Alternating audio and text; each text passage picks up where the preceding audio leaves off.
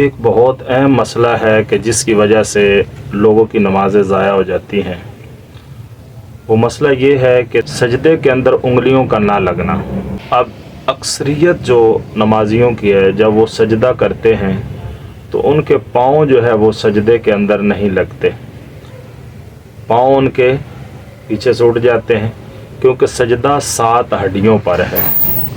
پیشانی کی اور ناک کی ہڈی، یہ ایک ہڈی شامل کی جائے گی، اور دونوں ہاتھ 3 ہو گئے، دونوں گھٹنے 5، اور دونوں پاؤں کا لگنا جو ہے یہ سمجھو 7 ہڈیوں پر نبی پاک صلی اللہ تعالی علیہ وسلم نے یہ ارشاد فرمایا کہ 7 ہڈیوں پر سجدہ کیا جائے۔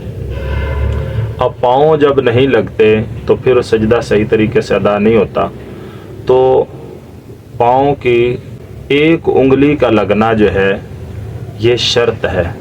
اگر ایک انگلی بھی نہیں لگتی تو پھر تو سجدہ ادا ہی نہیں ہوتا، اور دونوں پاؤں کی 3 انگلیوں کا زمین کا پیٹ لگنا، دونوں پاؤں کی 3 انگلیوں کا پیٹ زمین پر لگنا یہ واجب ہے، اور 10 انگلیوں کے پیٹ کا لگنا، یعنی دونوں پاؤں کے 5 انگلیوں کے پیٹ کا زمین پر لگنا یہ سنت مبارکہ ہے۔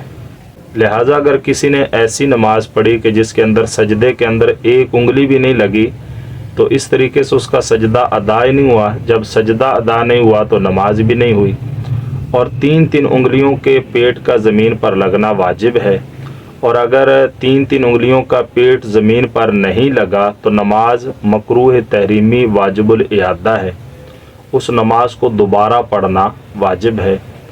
اور 10 انگلیوں کا لگنا، یعنی دونوں انگلیوں کے پاؤں کا زمین پر لگنا یہ سنت مبارکہ ہے۔ در مختار میں بھی ہے کہ پاؤں کی ایک انگلی کا زمین پر لگنا یہ شرط ہے، اگر زمین پر نہیں لگے گی تو سجدہ ادا نہیں ہوگا۔ تو اس سے نمازی حضرات کو غور کرنا چاہیے کہ جب نماز کے لیے اہتمام کر کے آ جاتے ہیں، مسجد کے اندر حاضر ہو جاتے ہیں، وضو کر لیتے ہیں، نماز کے اندر آ جاتے ہیں، تو ان کو یہ تمام چیزیں سیکھنی چاہیے۔